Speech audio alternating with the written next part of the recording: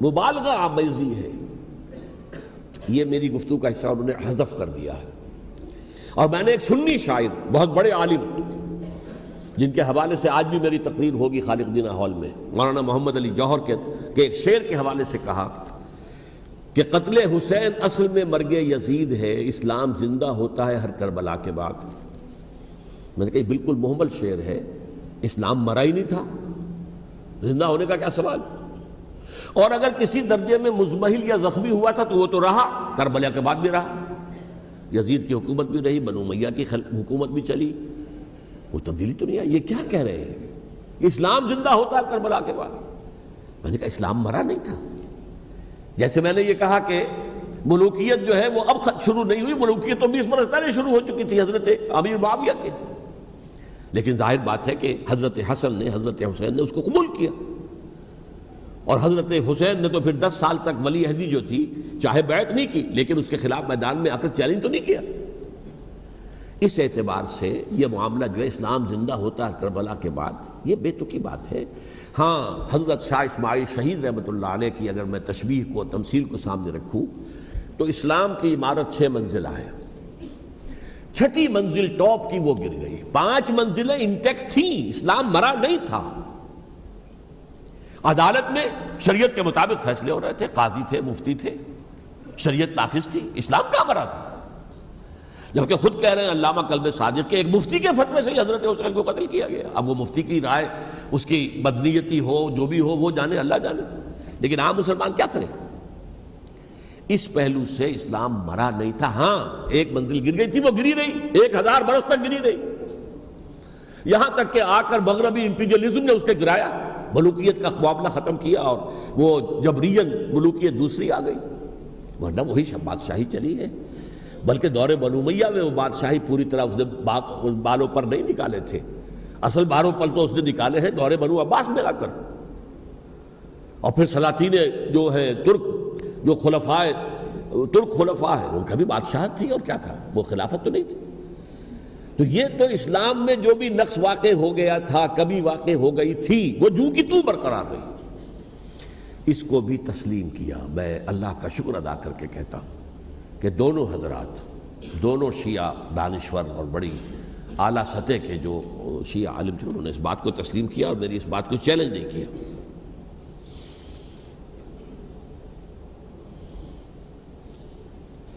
اصل میں تیسری بات میں نے یہ کہی کہ دیکھیے حضرت حسین رضی اللہ تعالی عنہ کی اس شہادت کے بعد، اس کے بعد واقعہ حرہ بھی ہوا، جو واقعہ کربلا سے بھی بعض اعتبارات سے زیادہ بھیانک اور زیادہ گھناؤنا واقعہ بنو امیہ کی تاریخ ہے، جس کو لوگ جانتے ہی نہیں.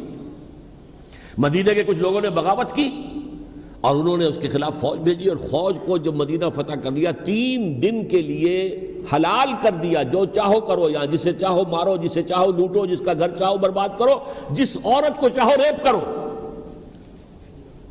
اور یہ مدینہ النبی کے اندر ہوا ہے. تو کاٹ کھانے والی ملوکیت کے اندر بہت سے واقعات ہوئے. عبداللہ ابن زبیر کھڑے ہوئے، انہوں نے حکومت قائم کی تھی، لیکن یہ کہ وہ تو 6 سال کے لیے کامیاب بھی رہے، ایک حکومت قائم کی، بنو امیہ کے ہاتھ پر بیعت نہیں کی، بالآخر ان کی حکومت بھی ختم ہو گئی. پھر حضرت زید کھڑے ہوئے، انہوں نے بغاوت کی، وہ بھی ناکام رہ گئے.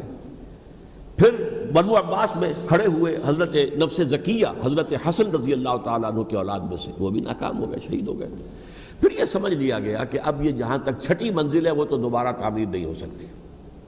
یہ تو جس کی لاٹھی اس کی بھینس، جس کے پاس طاقت ہوگی اس کی حکومت ہوگی، جس کا قبیلہ زیادہ قوی ہوگا، جس قبیلے میں زیادہ عصبیت ہوگی، مضبوط ہوگا، متحد ہوگا، طاقتور ہوگا، اسی کی حکومت ہوگی. البتہ اس کے نیچے لوگوں کے اخلاق کی اصلاح کرو. صوفیاء کرام نے وہ کام اپنے ذمے لیا، اور بالکل وہی کام ہے کہ جو ائمہ اہل بیت کرتے رہے. حضرت حسن کی اولاد میں پھر حضرت علی بن حسین رضی اللہ تعالی، حضرت حسین کی اولاد میں پھر امام محمد باقر، امام محمد جعفر صادق، اور اس کے بعد بھی 5 اور. کسی نے بغاوت نہیں کی. جیسے علماء کرام کام کر رہے تھے اور جیسے صوفیاء کرام کام کر رہے تھے، ایسے ہی وہ مسلمانوں کی علمی تربیت، روحانی تربیت و تزکیہ کر رہے تھے. کسی نے حکومت کو چیلنج نہیں کیا. نوٹ کر لیجیے اس بات کو. حضرت علی نے بھی چیلنج نہیں کیا تھا, حضرت حسن نے چیلنج نہیں کیا, خود صلح کر لی. تو ائمہ اہل بیت جو 12 یہ گنتے ہیں, جن میں سے آخری جو ہے حضرت مہدی کو تو ابھی ظاہر ہونا ہے, ان کے عقیدے کے مطابق وہ روح پوش ہیں, وہ ظاہر ہوں گے. لیکن 11 حضرات کے بارے میں یہ کہ حضرت حسین کے سوا کسی نے بھی چیلنج نہیں کیا وقت کے نظام میں, اور حضرت حسین نے بھی اس مغالطے پر کیا کہ کوفی ساتھ دیں گے, اور یہ موقع ہے کہ یہ جو 6ٹھی منزل اسلام کی گر گئی ہے اسے دوبارہ تعمیر کر دیا جائے. انہوں نے خلافت کا دعویٰ نہیں کیا تھا, یہ انہیں عوام کو مغالطے میں مبتلا کیا گیا کہ یہ خلافت کا مدعی ہو کر سامنے آیا. جیسا کہ میں نے آپ سے کہا تھا, امیر معاویہ نے حضرت علی کے عہد خلافت میں کبھی خلافت کا دعویٰ نہیں کیا, مدعی خلافت نہیں تھے. وہ تو یہ کہتے تھے کہ قاتلان حسین جو ہے, قاتلان عثمان کو سزا دو, قصاص دو, بس. اسی طرح حضرت حسین نے بھی, اب دیکھیے اس ضمن میں اس میں کوئی شک نہیں ہے, حضرت حسین رضی اللہ تعالی عنہ کی جو شہادت ہوئی ہے اور ان کے ساتھیوں کی, اعزاء و اقارب کی, تاریخ انسانی میں یہ عزم, ہمت, شجاعت, مثابرت, صبر, استقلال, استقامت, اس کی بہت روشن مثال ہے, بہت روشن مثال ہے, بہت روشن مثال ہے. لیکن اس سے تاریخ کی رفتار پر کوئی اثر نہیں پڑا. وہ جو ملوکیت آ گئی تھی وہ اور گہری سے گہری ہوتی چلی گئی. واقعہ کربلا کے بعد تو واقعہ ہررا ہوا میں نے گنوا دیا آپ کو, اس سے زیادہ تو میرے خیال میں کہ اور ہمارے لیے لائق شرم جو ہے کوئی واقعہ ہے ہی نہیں اس پہلو سے. لیکن حضرت حسین کا ایک, اب ان کو یہ کہ میں مطلب یہ کہ اگر میں ان کے ہاتھ پر بیعت کر لیتا ہوں, جو کہ اس وقت سامنے موجود تھے, کہ یزید کی بیعت تمہارے ہاتھ پر کرتا ہوں, تو گویا کہ اپنے آپ کو سرنڈر کر دیتے ہیں. وہی خطرہ جو امیر معاویہ کو تھا کہ مجھے وہ تو پہنچنے بھی نہیں دیں گے علی تک رضی اللہ تعالیٰ عنہ, اور مجھے پہلے ہی شہید کر دیں گے. یہی خطرہ حسین کو تھا رضی اللہ تعالیٰ عنہ کہ مجھے یزید تک پہنچنے نہیں دیں گے, پہلے ہی قتل کر دیں گے. اور ویسے بھی یہ ایک شرافت, مروت اور حمیت اور غیرت اور عزت نفس کا تقاضا بھی تھا کہ بھائی معاملہ ہے یزید کا, میرا مجھے وہاں جانے دو, اللہ اللہ خرسلہ, یو کین اسکورٹ می, میرے دائیں بائیں چلو تاکہ میں کہیں اور بھاگ نہ جاؤں تمہارے خیال میں, مجھے وہاں پہنچا دو, میں وہاں پہ جا کے اسے معاملہ کر لوں. لیکن انہوں نے قتل کیا. اصل قاتلان کوفی, وہی سبائی. البتہ یہ ہے کہ اس واقعے کی جو یادگار ہے اس میں کوئی شک نہیں ہے کہ اس نے مسلمانوں میں سے ایک گروہ کے دل میں قربانی اور شہادت کا جذبہ بہت پیدا کیا, اس میں کوئی شک نہیں. اور جس طریقے سے کہ عاشورہ محرم میں یاد منائی جاتی ہے, جس طریقے سے اس نے اہل تشیع کے اندر قربانی کا جذبہ بے انتہا پیدا کر دیا. اگرچہ وہ جذبہ بروئے کار نہیں آتا, اس لیے کہ ان کے ہاں یہ عقیدہ ہے, یہ طے ہے کہ جب تک حضرت مہدی ظاہر نہیں ہوں گے ہم کسی کے خلاف بغاوت نہیں کریں گے. یہ پوری تاریخ میں ان کا معاملہ رہا, تمام جو ہے ائمہ اہل بیت کا معاملہ رہا. جب تک مہدی نہیں آتے, keep sitting and keep waiting, wait and see, that's all. یہ تو خمینی صاحب نے کیا ہے, آیت اللہ خمینی صاحب نے, کہ انہوں نے یہ ایران کے شیعوں کو باور کرایا کہ بھائی جب آئیں گے حضرت مہدی آ جائیں گے, لیکن ہم اب ہاتھ پر ہاتھ رکھ کر بیٹھے رہیں, باطل کو چیلنج بھی نہ کریں. ہمیں کچھ تو کرنا چاہیے, وہ ہاتھ پاؤں ہلانے چاہیے, اور کچھ نہیں تو مہدی کا راستہ جو ہے صاف کرنا چاہیے, تمہید کرنی چاہیے, ان کے راستہ ہموار کیا جائے. تو یہ ان کی بڑی عظمت ہے آیت اللہ خمینی صاحب کی کہ اہل تشیع ایران کے جو ہے ان سے انہوں نے یہ بات منوا لی کہ ہم بالکل انرٹ نہیں بیٹھے رہیں گے, بلکہ اب انہیں نائب امام قرار دے کر اور ولایت فقیہ کے فلسفے کے حوالے سے, یہ 2 چیزیں ان کی جو ہیں بنیادی فلسفے کی ہیں, وہ اس وقت میرا موضوع نہیں ہے. انہوں نے عوام کو ایسا کھڑا کیا ہے کہ 20,000 سے لے کر 30,000 کے درمیان انسانوں نے جانیں دے دی. عورتوں کے جلوس نکلے, شیرخوار بچہ گود میں ہے عورت کے, اور گولی کھا رہی ہے اور مر رہی ہے, گر رہی ہے. آپ سوچئے زندگی کتنی عزیز ہوتی ہے, اور شیرخوار بچے کے لیے ماں کی جو زندگی ہے اس ماں کو اپنی زندگی کتنی عزیز تر ہوگی کہ اپنے لیے نہیں تو اس بچے کے لیے مجھے جینا ہے. لیکن نہیں, گولیاں کھائیں اور گری. یہ جذبہ انہی میں ہے. واقعہ یہ ہے کہ اہل سنت کے اندر یہ جذبہ نہ ہونے کے برابر ہے. یہ میں واشگاف الفاظ میں کہہ رہا ہوں. پورے عالم اسلام میں صرف شیعہ ایران ایسا نکلا ہے کہ جس نے بادشاہت کا خاتمہ کیا. باقی سعودی عرب میں بادشاہت بیٹھی ہوئی ہے، ڈٹ کر بیٹھی ہوئی. اربوں ڈالر کا ایک ایک محل بنتا ہے ان بادشاہوں کا، اور سنی سن ہے، سن، کوئی حرکت نہیں. وہ تو اب جو حرکت ہو رہی ہے وہ اینٹی امریکن حرکت ہے جو ہو رہی ہے. وہ در حقیقت وہ مسئلہ بالکل دوسرا ہے جو اس وقت ہو رہا ہے. لیکن یہ کہ عالم اسلام میں کوئی تحریک ایسے نہیں اٹھی. یہ اہل تشیع میں ہے جو بالکل استثنائی بات ہے کہ انہوں نے جو ہے ایک ایسا بادشاہ جس کو کہا جاتا تھا کہ اس کا جو اسلحہ خانہ ہے وہ ایشیا میں سب سے بڑا اسلحہ خانہ ہے، جو 2500 سالہ پرانی جو ایک عظمت تھی ایران کی اس کو دوبارہ تازہ اور زندہ کرنا چاہتا تھا. 2500 سالہ برسی اس نے منائی تھی، اس کے لیے ایک شہر آباد کیا تھا کہ خسرو یا سائرس یا ذوالقرنین قرآن مجید کی اصطلاح میں اس کی یادگار بنائی تھی. اب وہ سوچ رہا تھا کہ وہی عظمت دوبارہ ایران کی ہوگی جو کہ خسرو کے زمانے میں تھی، جس کا قرآن مجید میں سورہ کہف کے اندر ذکر ہے. مشرقی فتوحات، مغربی فتوحات، شمالی فتوحات. تو وہ بادشاہ ہے، اس کو بھاگنا پڑا وہاں قربانی کی وجہ سے. تو یہ جو ہے واقعہ کربلا نے، اس میں کوئی شک نہیں ہے کہ ایک ایسی مشعل روشن کی ہے جس کو کہ ہر شخص کو دیکھنا چاہیے.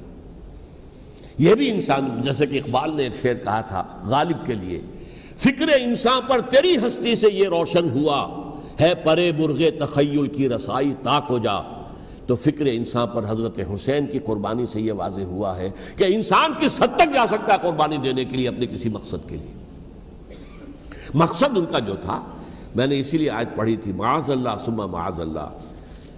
میں ایک آخری بات جو کہہ رہا ہوں وہ نوٹ کر لیجئے. ایک خاص انتہائی نقطۂ نظر کے عام کیے جانے کی وجہ سے سنیوں میں بھی ایک انتہائی رد عمل پیدا ہوا ہے. Extreme rightist سنیز. اگر ایک طرف سے حملہ کیا گیا ہے حضرت عثمان کی نیت پر، ان کو خیانت کا الزام لگایا گیا، ان پر اقربا پروری کا الزام لگایا گیا، حضرت ابو موسیٰ شریف پر خیانت اور غداری کا الزام لگایا گیا. یہ ساری چیزیں اگر صحابہ کرام کے اوپر ہوئی ہیں، امیر معاویہ پر، امیر اور عمرو بن العاص پر، تو جواب میں کچھ لوگ کھڑے ہو گئے. حضرت علی وہ اقتدار کے طالب تھے، معاذ اللہ ثم معاذ اللہ ثم معاذ اللہ. یہ اہل سنت کا موقف نہیں ہے. حضرت حسین اقتدار کے طالب تھے، ہرگز نہیں، ہرگز نہیں، ہرگز نہیں. وہی اصول جو میں نے بتایا تھا سب کے لیے لاگو رہے گا. وہ امیر معاویہ کے لیے ہے تو حضرت علی کے لیے بھی ہے، حضرت حسین کے لیے بھی ہے. یہ نیک نیت ہے. آپ ان کی کسی رائے سے اختلاف کر سکتے ہیں لیکن ان کی نیت پر حملہ نہیں کریں گے. نیت پر حملہ کریں گے آپ کا ایمان بالرسالت جو ہے وہ مجروح ہو جاتا. یہ رسول کے ساتھ بھی ہے. رسول نے ان کا تزکیہ کیا، یتلو علیہم آیاتہ ویزکیہم، اس کا سارا عمل محمد کا کیا ہوا صلی اللہ علیہ وسلم. تو صحابی کے معاملے میں یہ ہمارے ہاں ان کو اہل سنت جو ہیں جو معتدل مزاج کے، اور اکثریت ان کی، یہ تو چند لوگ ہیں ذرا قلم چلا لیتے ہیں تو ان کی بہت سی کچھ چھوٹی چھوٹی کتابیں بھی شائع ہو گئی ہیں بہت، لیکن انہیں اہل سنت نے قرار دیا ناسبی یا خارجی. جیسے خوارج نے کہا تھا حضرت علی بھی کافر ہیں اور حضرت امیر معاویہ بھی کافر ہیں، حضرت عمرو بن العاص بھی کافر ہیں، معاذ اللہ ثم معاذ اللہ. ایسے ہی کچھ لوگ حضرت حسین پر بھی الزام لگاتے ہیں کہ اقتدار کی ہوس اور طلب کے اندر انہوں نے یہ سارا سفر کیا تھا، اور بس یہ ہے کہ وہ جو بازی تھی وہ ہار گئے. اللہ اللہ خیر صلی اللہ، اس سے آگے کیا ہے معاملہ؟ نہیں، معاذ اللہ ثم معاذ اللہ. اسی لیے میں نے آیت آج جو پڑھی تھی ایک اور جو بہت بظاہر آپ کو معلوم ہوئی ہوگی، غیر متعلق ہے میرے آج کے عنوان سے، تلک الدار الآخرۃ نجعلھا للذین لا یریدون علوا فی الارض ولا فسادا. یہ سورہ قصص کے آخری آیات میں سے. دیکھو یہ آخرت کا گھر جو ہے وہ ہم خاص کر دیں گے ان لوگوں کے لیے جو اس زمین میں اپنے اقتدار کے طالب نہیں ہوتے. زمین میں اقتدار کے طالب ہوگے فساد ہو جائے گا. تم بھی طالب، میں بھی طالب، جھگڑا ہوگا، لڑائی ہوگی، دنگا ہوگا، فساد ہوگا.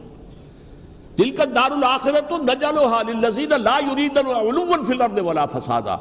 جو لوگ زمین میں اپنے اقتدار کے طالب اور اس کے نتیجے میں فساد پیدا کرنے والے نہیں ہیں، ان کے لیے ہم نے آخرت کا گھر خاص کیا ہے. والعاقبۃ للمتقین، اور عاقبت جو ہے، انجام کار، آخرت جو ہے وہ تو متقیوں کے لیے ہے.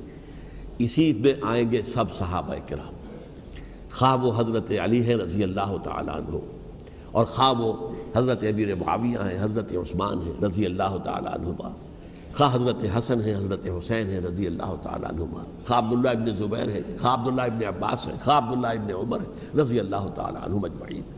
اس اصول کو سامنے رکھ کر اختلاف آپ کر سکتے ہیں کسی سے بھی، لیکن کسی کی نیت پر حملہ کریں گے تو اصل میں آپ کا ایمان بالرسالت مجروح ہو جائے گا۔ علی کو نبی اکرم صلی اللہ علیہ وسلم نے اپنا نائب بنا کر چھوڑا تھا جب غزوہ تبوک میں جا رہے تھے مدینے میں۔